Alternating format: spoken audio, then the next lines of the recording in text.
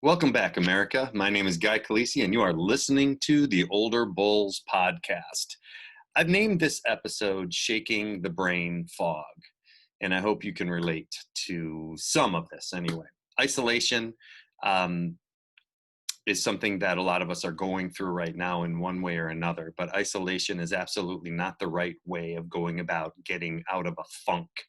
I found myself in a funk lately. Especially for men, isolation is not a good thing. This new normal, which I am not comfortable calling the times that we're living in, is the new normal. Um, in all seriousness, is unhealthy physically, emotionally, and psychologically. It's taking a toll on me. And I know a lot of other people that I'm talking to are feeling the same way. And I'm consciously working to fight off the negative, melancholy, and somber feelings that I'm feeling almost every single day. It's a terrible emptiness, and I'm not sure what the cause is. I mean, I know it has to do with the state of the world and all of the changes, excuse me, to what we're used to doing. But I'm having a hard time shaking the fog in my head. So it's easy to think that being alone is the answer, but I believe it just isn't, for me anyway. For a lot of people, I know that deepens the funk because they get further into their own heads. And we can do a lot of damage when we go deep. I know you have to know that. For me, the way out is to be with people, mostly my male friends who know me best. I don't expect them to be a shoulder to cry on ever. I actually expect the opposite of them. I expect them to rip on me, to tell me to shake it off, to move on, to quit my crybabying, if that's a word. Then we do something absolutely juvenile. We do some juvenile things, and then we talk about stupid stuff, and there you have it, the cure, or at least a temporary respite from the darkness that I'm talking about. There is no positive outcome for staying in the darkness, I found. This is an especially serious time for people who are already emotionally challenged or deal with depression and anxiety, as well as for people who don't. I mean, it's equally challenging. So I can't speak for those of you who suffer at the hands of mental illness, but I do know that you're not alone. We all suffer. Um, Everything seems to be amplified right now. We all go through periods in our lives, whether it's now or before or in the future, where things are just not okay. Yes, to different degrees, obviously, but it doesn't make it any less real from one person to another. So when we do start getting adrift, when things seem hopeless, I know that I start looking for things that make me stay in that state a little bit longer than is healthy. And how twisted is that? You know, why would anybody want to do that? You can call it a pity party if you want to, but I think that's being a little too glib in this particular situation, or lighthearted, because dark places can get really dark very quickly, and they don't need any additional fuel. So why would you put fuel on that fire? It's simple, really, because we're surrounded by suffering and misery, right? You only have to turn on the news or listen to other people's stories of family members who are sick, people who have died, lost their jobs, or, I mean, you know the deal. How do we manage in times like this is my question. What do we do? How do we snap out of it? I think it boils down to three basic unpleasant feelings and variations of those three. And I think they're worry, anger, and depression, none of which are good for our health. So the goal is to spend as little time in any of those three states that we possibly can. So the first thing I think we need to do is to look or reflect on our current circumstances and see if we can find something concrete that may be the cause of the feelings that we're experiencing. And it does take reflection. I mean, you have to look deep, or maybe not so deep, but if it's just one of those, well, wait a minute, let me go back. If we find something concrete that may be the cause of the feelings that we're experiencing, then if we can find a real problem, well, I think that's great. And the next step is to do something about it if we can. And that's where you have to reflect. I mean, can you really do something about it once you've put your finger on that problem? But if it's just one of those psycho funks that you have no idea where it's coming from, well, then you need to find a distraction. Something like a hobby, friends, drinking, working out, anything that is meaningful to you. And it needs to be purposeful as well. I mean, I said drinking, and I have friends who can do some very purposeful drinking. So now we find a meaningful distraction. Okay, I found that just trying to stop thinking about whatever the trouble is doesn't work for me. I need something to focus on, something real and meaningful to me. Helping other people makes me get out of my own funk. It distracts me from my own problem. The more the task engages your mind and your body, the more likely it will be to take your mind off of your particular trouble. The way to continue and extend the time that we spend in these three states is thinking about whatever the problem is. And that's what I'm telling you about. You just can't do that. If it's one of those psychofunks, this is the worst possible route to take. It's the same idea as distracting your kids. And all of you have done this. After they wipe out on their bikes and skin their elbows and knees, you just kind of ignore it, right? And you just start spouting spouting about anything other than what just happened. So you don't say anything. Hey, great job. That was a great job. Okay, let's go back to where you started, and we're going to do that again. You don't talk about the skin, knees, and, oh, are you okay? Is everything good? Well, I say don't dwell on the shit that you have no power to change. Now, you already fell. I mean, you can grab your knees and your elbows as a kid and say, that really burns, that stings. But, what else can you do? You can quit for the day if you want to. I'm not going to let my kid do that. They're going to get back on the bike and they're going to do it again. If they need a break, that's fine, but they're going to get back on that bike. And I think it's about how we as men can manage somehow, despite everything that we are dealing with on a daily basis. When all hope seems lost and there seems to be no point in continuing in the suffering of life, it just makes me more thoroughly exhausted and desperate. And that's what I'm feeling and fighting right now. I just want to give up. But we're survivors.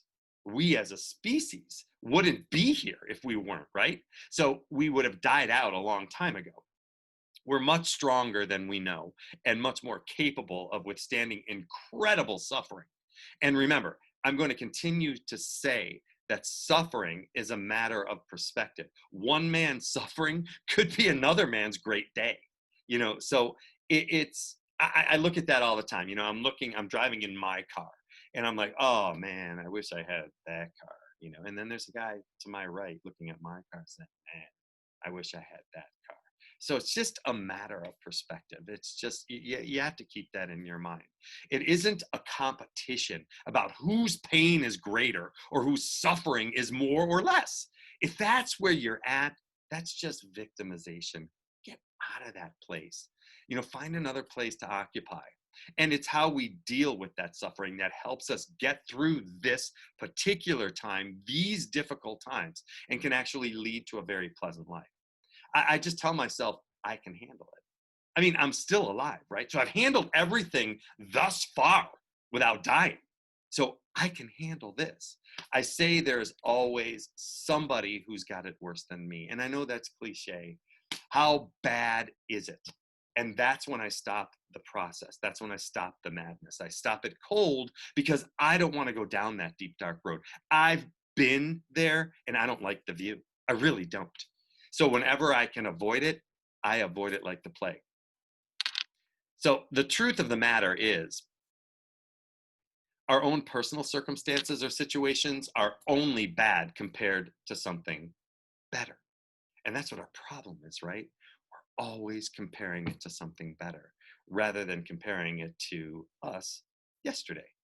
And this is why, if you're comparing yourself to another person's Instagram feeds or Facebook pages, you're already starting in the wrong place. I teach history in middle school. I know enough about history to know that we are lucky that we are living in the times that we are living in right now, no matter how bad it may seem sometimes. So there's a quote that I read, and I can't remember who it's by, but it says, if you could only recognize that life is hard, things would be so much easier for you. I think we have it backwards in our lives. I think if we expect that life is supposed to be all about being happy, we're going to be constantly disappointed. But if we recognize that life is basically suffering, and I don't mean that in a depressing and defeatist way. I just mean life is hard. It's not easy emotionally and physically and psychologically. Think about how complicated relationships get. Every day, getting up, going to work, finding something that you like doing, child rearing, all of it is hard. Adulting is hard, and it doesn't come with a manual. Not that any of you men would read it if it did, but I think it's worth it. I think it's worth it. I've been making myself look for something beautiful every single day. And I know that sounds weird, but I'm forcing myself to do it because that's what I like to do. I, whether it's a sunrise or a sunset, a beautiful blue sky, or my family, my house, or even my car, I look for things that I can appreciate because it helps me to realize that things are not all bad. We need to be pillars of strength, men. We do. I mean, all humans do. But men, we need to lead the way. There are so many cliches about being strong, work through the pain, fill in the blank. You know what they are. We've all heard them. But guess what? They're all true. Not easy to obtain, what they're talking about, but true nonetheless. And I've been trying to look at problems as opportunities for personal growth. Okay, so here's an example. This last year, I remember saying to myself, well, maybe it was 2 years ago, I can't remember. I remember saying to myself that I'm going to start looking at people that I meet that leave a bad taste in my mouth as a challenge. People that rub me the wrong way, I'm going to figure out why that is. That's my challenge. It's something in me that's making me react to them and making me feel the way I feel about them. And then it becomes a game to me, a challenge. Because if I can figure out what it is, I can change it. I'm in control. Then I am not victimized or at the mercy of particular personality types that make me feel a certain way. And that's personal growth. That's taking responsibility for my choices. And I am in control of that. I choose to do that. It takes practice, and more importantly, you have to want to do it. And I do. That's something that I get excited about. I get revved about that. But for me, making it a challenge brings out the competitor in me, and anger, those of you who know me, it fuels me. So if I get angry about feeling a certain way, I start looking at it as a challenge. And I say, I'm not going to be angry about this anymore because it's not worth it. I can put that energy somewhere else in my life. What do I have to do? How do I fix this? Game on. We all know that bad stuff happens to good people and good stuff happens to bad people, but that's not the point. There is a quote by Helen Keller. Yeah, Helen Keller, that I love when, and this is what she says: when one door of happiness closes, another opens. But often we look so long at the closed door that we don't see the one which is open for us. Great advice from a blind woman, right? She says it so eloquently. And that's what I was talking about earlier. That we're fixed on that closed door rather than letting it go, walking away and starting a new search for the good, the positive, the beautiful. What have you got to lose in doing that? What's the payoff for staring at that closed door and getting pissed off? There is none. So get yourself out of that rut, make a change. All of this, as I was writing this today, made me ask myself how I respond to negative feedbacks and failure and or setbacks. our reaction to these three things says a lot about who we are. I remember in 7th and 8th grade when we used to do the presidential fitness challenge test. Fitness, I think it was called a test then, because it wasn't a challenge. There was no challenge by choice when I grew up.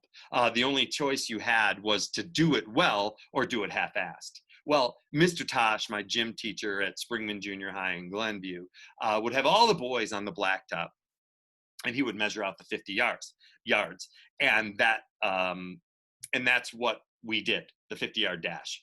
I don't think they do that anymore as part of the presidential fitness. They don't even do it anymore because it's too competitive. So they don't give awards for it because they can't give everybody the presidential. You have to actually earn it. So they stopped doing it. One of the most exciting times in my junior high experiences was this whole presidential fitness thing. And the boys were competitive and all felt the same way for the most part about it. The girls, well, some cared, some were indifferent, and others just absolutely hated it. But if my recollection is correct, and I believe most of the boys had a great time with it. So he would set it up and we would choose partners to race against. But before we would choose the partners, we would run it on our own. And I only found this out many years later, but it turns out that Mr. Tosh would actually give us the wrong time at the end. He would give us a slower time. So if we ran the 50 in 6.7, he would tell us that I had a 7 flat. Okay. And I would say, oh, that sucks. And is that game over? Are you done? Are you defeated? Do you quit? Have you lost? Or are you the type of person that said 7 flat? That's bullshit. I can do better than that. I know I can. And then proceed to do better than that the next run. That was Mr. Tosh's intention, as it turns out, finding that out years later. Working hard was an incredible life lesson in 7th and 8th grade. And it was one that we learned together. We didn't know at the time, but it told us a lot about ourselves. And we talked about the 50-yard dash for a long time, many days after. It was a big part of our lives. And it also told us who we wanted on our team, not because they were the fastest. Somebody could have run the 50-yard dash in 8.5, which is incredibly average. But if they went again and they cut tenths of seconds off of their score, they were busting their ass to do that. And that said a whole lot about who they were. And I know that we think that young adolescent boys are clueless, but they're not. When it comes to things like that, they pay close attention. I know because I was one. We don't want you to know that we're paying attention, but we are. Oh, the presidential fitness test. It was the pull-ups, though, just as a sidebar, that kept me from the presidential every year. I think we needed to do 3, and I could barely do 2. So I was national every year, but proud. And at 55, I can proudly report that I can do a lot more than 3 pull-ups. A day late and a dollar short, but whatever. Getting back to indulging that self-doubt, having that pity party, or letting yourself, I think I got excited and pulled my headphones out, letting self-blame slip into your thoughts. If you don't do that, if you don't indulge yourself in those things and you don't jump to conclusions about what your feelings mean, I got to stop for a second. Just fuck feelings, okay? We put way too much importance on them. Well, if instead you just feel them and just be one with those feelings, let them flow over you. Give them a minute because they are real. I'm not saying they're not real, but not all feelings have meanings attached to them. That's our brain trying to make sense of the stuff that just doesn't make sense sometimes. Sometimes you just have a gray fog over your head. And some feelings are not worth the time and the energy it takes to try to sort them out. In order to, don't ask women about that because we're going to disagree about that every single time. We're wired differently, men, if you haven't figured that out yet, okay? In order to get good at this, getting past it, you have to practice with little setbacks, annoyances, interruptions, frustrations. Life is just crazy. It's brutal. It's more about fighting the craziness than finding happiness, actually. Like I said, life is suffering. Accept it and overcome it. If you think life is supposed to be like gumdrops and roses, you're going to find yourself disappointed more often than not. And I do believe that getting a grip on this positivity in your life, in our lives, not only makes your life better, but it makes life better for the people in your life. We need to commit to the decision to do this, and it is a decision. Don't be confused about that. There are some games that you don't get to play unless you're all in, and this game of life is one of them. Oh, and by the way, life is going to kill all of us. So we know how this game ends. So why not just try our best and play this game hard and play it to win? Only good can come from trying our best. How much good could you do? Only one way to find out, right? We need to help positivity manifest itself in our world by living a life that allows us to touch other people's lives around us. And this has been a common theme in my podcasts.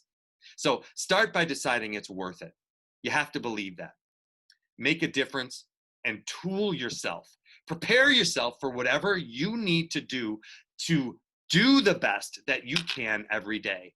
Going back to that life is suffering idea that I've been talking about, and it's not whether you believe it's true or not, it doesn't matter. Maybe you're one of those hyper positive people, whatever. It's just think about it. But it's kind of a relief for those of you who can get into what I'm saying when you realize or accept it, isn't it? That life is suffering. It's wrong to think that we're supposed to be happy all of the time, I think, anyway. I talk to my students all of the time about this, and sometimes you just need to be. This obsession Americans have with being happy is insane. What's the opposite of happy? Sad, right? So if you're not happy, you're sad. If you're not sad, you're happy. That's just not true. I think the state that we spend most of our time in is just being. And there's nothing wrong with that. Why isn't that okay? It's a good place to be in. It's satisfying. You can get a lot accomplished in that state of being. If you are sufficiently courageous and honest, I think what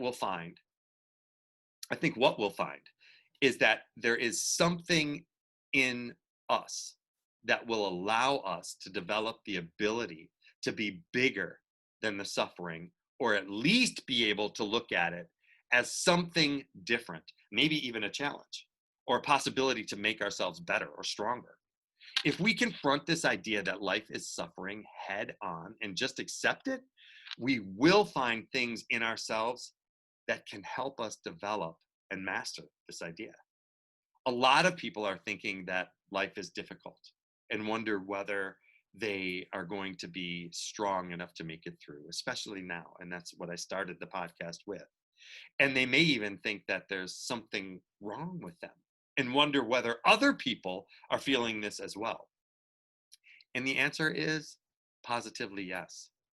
But you won't find that answer by looking at Instagram feeds or Facebook posts, will you? Everyone feels this way at some time. And it does get bad, maybe even as bad as you think.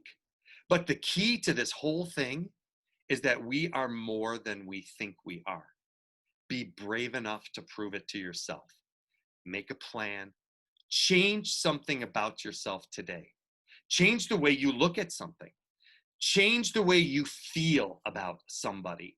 Challenge yourself to disagree with what you think or what you think you absolutely know.